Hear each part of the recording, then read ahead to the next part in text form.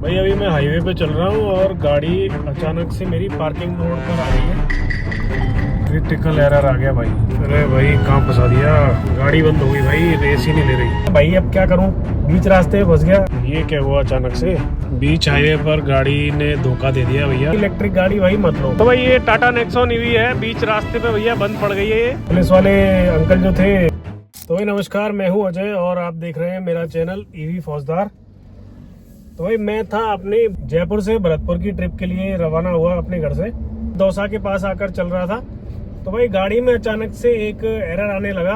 और पहले तो गाड़ी की क्या स्पीड स्लो हो गई। स्पीड स्लो होने के बाद में एकदम से क्रिटिकल एरर आ गया। क्रिटिकल एरर आने के बाद में गाड़ी ऑटोमेटिक स्लो स्पीड होके और बंद हो गई। गाड़ी का एसी वगैरह चल रहा था लेकिन क्रिटिकल एरर आ गया तो गाड़ी बंद हो गई। मेरा दिमाग खराब हो गया भाई। मैंने कहा क्या करूं, पहली बार मेरे से ये गाड़ी इस तरह से बंद हुई है क्रिटिकल एरर में। तो भाई मुझे पहली बार में ये लगा कि अगर फैमिली साथ हो, अगर किसी को नॉलेज ना हो गाड़ी के बारे में कि अगर गाड़ी बंद हो जाए तो क्या करना है क्या नहीं करना है, तो भाई उसके लिए तो बहुत बड़ी प्रॉब्लम है। तो देखा जाए तो भाई एक तरह से इलेक्ट्रिक गाड़ी भी भाई उसके लिए सही है जिसको इसके बारे में थोड़ा बहुत नॉलेज है या जो पैनिक नहीं करे, उसके लिए तो ठीक है भाई, वो अपना जुगाड़ निकाल लेगा। लेकिन भाई अब हमारे जैसे लोग जो स्टार्टिंग से पेट्रोल गाड़ी चला रहे हैं जिसमें कभी कोई दिक्कत ही नहीं आई, एक बार गाड़ी लो और भूल जाओ, तो भाई उनके लिए तो मैं ये कहूँगा कि इलेक्ट्रिक गाड़ी भाई मत लो। इलेक्ट्रिक गाड़ी केवल उनके लिए है जिनको ईवी के बारे में थोड़ा सा नॉलेज है। अगर आप कोई छोटी मोटी प्रॉब्लम्स आती है उसको ख़त्म कर सकते हो, उससे निकल के आगे जा सकते हो, तो भाई फिर तो ईवी आप लो। तो भाई सबसे पहले जब ये गाड़ी अभी मेरी बंद हुई, अभी की बात है, अभी जब मेरी ये गाड़ी बंद हुई तो मेरा दिमाग खराब हो गया। मैंने भाई अब क्या करूं, बीच रास्ते में फंस गया। और भाई रास्ते में सड़क का काम चल रहा है तो उसकी वजह से पार्किंग के लिए भी जगह नहीं है और इधर उधर से ट्रैफिक काफ़ी आ रहा है। सबसे पहले मैंने कॉल किया भाई सर्विस सेंटर में जहाँ से मैंने ये गाड़ी ली थी। तो गौरव जी ने मुझे एक अपने उनके एक टेक्नीशियन है उनका नंबर दिया। उनसे मैंने बात करी तो उन्होंने बोला कि सर आप गाड़ी को पानी में ले गए थे क्या। तो मैंने कहा भाई गाड़ी पानी में तो गई नहीं है, हाईवे पे चल रही है और थोड़ा बहुत पानी तो बारिश का टाइम है तो सड़क पे तो रहता ही है। तो चलो कोई बात नहीं। तो फिर उन्होंने मुझे बोला कि RSA का नंबर दिया उन्होंने मुझे। RSA का नंबर तो खैर ऑलरेडी मेरे पास पहले से ही था। तो फिर वो बोले कि एक काम करिए, आप बैटरी में जो टर्मिनल है उसको 12 नंबर की रेंज से खोल कर अलग कर दीजिए और 4-5 मिनट के लिए छोड़ देना उसको, क्या पता गाड़ी चालू हो जाए। तो मैंने कहा चलो ठीक है, देख लेता हूँ, करके देख लेता हूँ। तो मैंने भाई गाड़ी में देखा तो गाड़ी में तो ये लोग क्या है 12 नंबर की रेंज वगैरह कुछ देते नहीं है आपके लिए। देखो मैं आपको दिखा देता हूँ, वीडियो भी मेरे पास पड़ा हुआ है अभी। भाई अभी मैं हाईवे पे चल रहा हूँ और गाड़ी अचानक से मेरी पार्किंग मोड पर आ गई है। ये देखो चलते चलते गाड़ी में पता नहीं क्या हुआ और अचानक से पार्किंग मोड पे आ गई है। क्रिटिकल एरर आ गया भाई।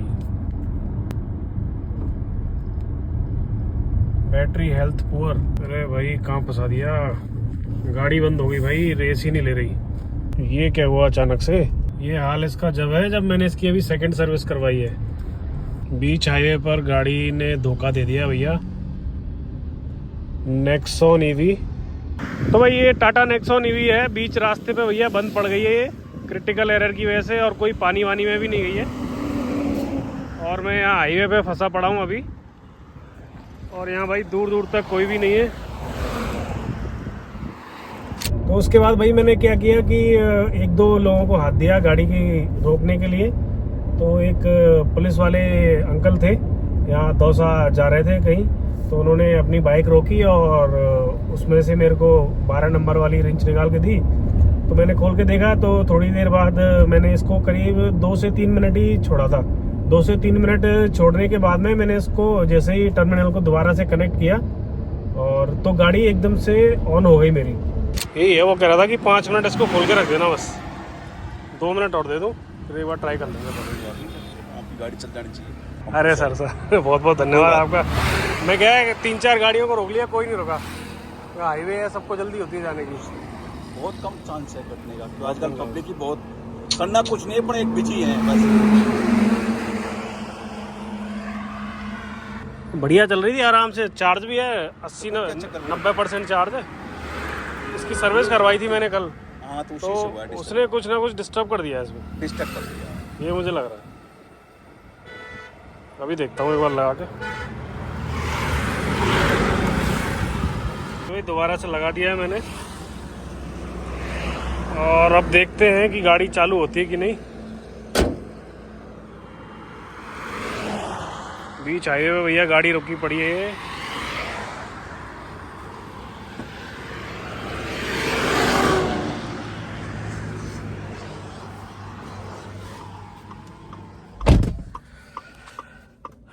ये लो भाई पार्किंग लाइट जल रही है लगाते ही।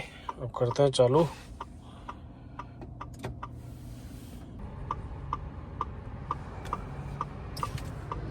भाई अब हटा दी पार्किंग ब्रेक। पार्किंग ब्रेक बंद, पार्किंग ब्रेक लाइट बंद। अब लेते हैं गियर। गियर चालू हो गया। क्रिटिकल एरर भी इसमें से अभी चला गया है। सीट बेल्ट लगा रहा था।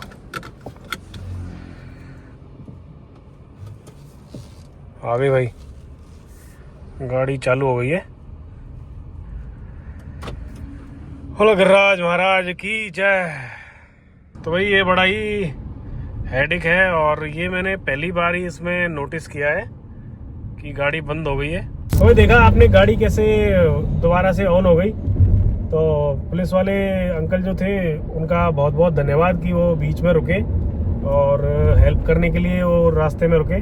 तो भाई उनको बहुत जल्दी कहीं जाना था। वो बोल रहे थे कि मेरे को एसपी ऑफिस जाना है अर्जेंटली, पर फिर भी वो मेरे को प्रॉब्लम में देख के रुक गए और उन्होंने मेरी हेल्प की। उसके लिए उनका बहुत बहुत धन्यवाद। और जल्दी जल्दी में भाई उनका नाम भी नहीं पूछ पाया, वो चले गए। कि इतनी महंगी गाड़ी लेने के बाद भी और इसमें ऐसी प्रॉब्लम आ जाना कि गाड़ी आपकी बीच रास्ते पर ही बंद पड़ जाए। तो मैं ये सोच रहा था कि अगर गाड़ी में फैमिली हो तो बड़ा ही दिक्कत का सामना आपको करना पड़ सकता है। फैमिली के साथ थोड़ा सा आदमी क्या है ज़्यादा पैनिक कर जाता है कि भाई बीच रास्ते पे गाड़ी रुक गई। और मान लो ये तो अभी मैं दिन में चला रहा हूँ, कभी रात में अगर गाड़ी बंद पड़ जाए तो फिर आप क्या करोगे। थोड़ा सा नॉलेज आपको ईवी के लिए भाई लेने से पहले ज़रूर रखना पड़ेगा। और ये दिक्कत भाई इसमें आई है करीब मैंने अभी 2 दिन पहले ही इसकी सर्विस करवाई थी। उससे पहले गाड़ी बढ़िया चल रही थी।